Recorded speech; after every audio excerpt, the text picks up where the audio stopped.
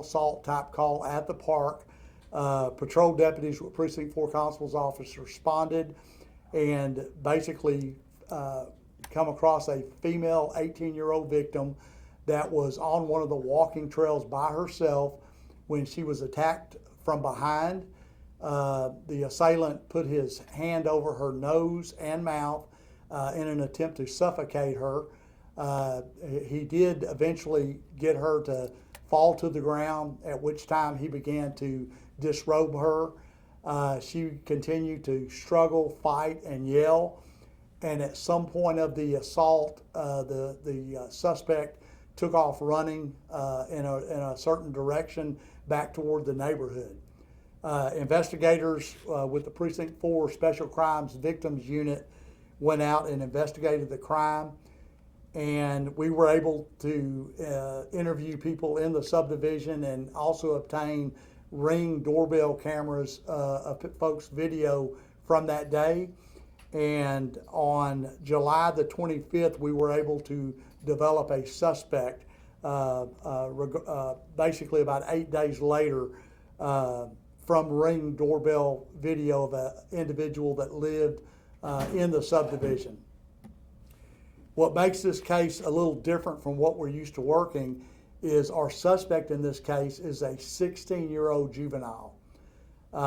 He was identified. He was taken into custody last Friday. He is currently at juvenile probation being held. We are looking at possibly trying to try him as an adult. Also, during this investigation, we have been able to determine he is the same suspect that attacked another female jogger back in February of this year. That case is ongoing, and we're trying to tie him in through other evidence currently. In speaking with park attendants, it appears there have been other female victims that have complained to park officials about being attacked, but we can't find any kind of police reports. So if you have been assaulted at the Jesse Jones Park off Kinswick Drive, we would love to hear from you. Again, this 16-year-old lived in the subdivision, and it's probably a high probability that he's going to be the suspect in those assaults also. We know that from the case in February to the case on July 17th, he continued to escalate his behavior, and it became more and more violent. So we feel at this time that we have stopped him from actually committing the offense of sexual assault, because the latest one on July the 17th, he was not able to make any penetration or sexual assault with our female victim. But again, him being a 16-year-old juvenile, it's very concerning to us. But the biggest thing that we want to get out is if there's any other victims out there, we really need to hear from you. Please call our office. I'll open it up for any questions. So he just sexually assaulted the one victim on the 17th, but there's been Yeah, other instances. he just tried there has been no sexual assaults in February or July 17th. He on the one in February, he knocked the lady to the ground and just basically wrestled around with her. We kind of handled it as an assault call, but in this latest one, he basically knocked her to the ground, tried to asphyxiate her and smother her to take her to the ground, which he succeeded in that, and then he began to disrobe her, and which we know that he had intended to probably sexually assault her, but he did not succeed. At some point, her yelling and fighting him, he gave up and took off running.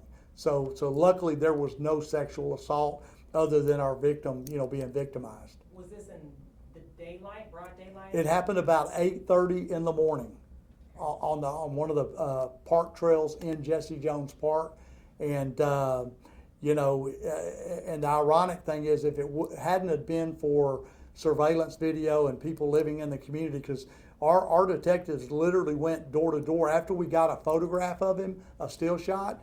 We literally had to go door to door in that subdivision and ask people, have you ever seen this person? And one of the neighbors were able to tell us, he walks by here all the time. I think he lives 3 streets over, and we basically narrowed it down to a couple of houses, and we were able to find where he lived. And at that point, we got him positively identified, and he was immediately taken into custody. We feel like we probably stopped a sexual assault from occurring because his behavior continued to progress, if that makes sense. I know that on the scene on the 17th, our investigators did do DNA swabs. We got his DNA, her DNA, to help us kind of tie the case together, because when we did go down and present it to the district attorney's office, we really had to have all our stuff together in order for them to take the attempted sexual assault. And that's what we filed on him, is attempted aggravated sexual assault. What are some ways women can protect themselves if they are going to a park? What should they know? What should they do? Yeah, we would encourage all of our patrons, try to partner with people, walk with people, never try to be by yourself if possible. And if you are by yourself, try to stay in areas where there are other people. Because some of these, park paths are very secluded. And what he did was, where he actually assaulted her was in a very secluded area. We found it, at least the detectives found it very intriguing where he chose to attack her. It was in the perfect spot because there was hardly anyone around. And had it not been for her vigilance and fighting him off and continuing to scream, he probably may have been successful. I mean, how concerning is something like this? I mean, we're talking about a teenager who is accused of assaulting someone in a park. Yeah, it's very concerning. It's very concerning, and I will say, from back in February when that assault happened, we did, as an agency, because we patrol those parks, we did put mechanisms in place and police strategies from our certain camera systems and things that we already had in place. But then when it didn't happen for a while, we just felt like, well, maybe this is an isolated incident. And then, of course, then on July 17th, it happens. And but again, the one back in February was more of a, maybe he was trying to rob her situation than anything. It wasn't like this one. And but we do feel it's going to be the same individual. We do feel this isn't the first time that he's done this. And we know there are other female victims out there because of the park attendants, because they said we've had several ladies complaining, but yet obviously they never called the police.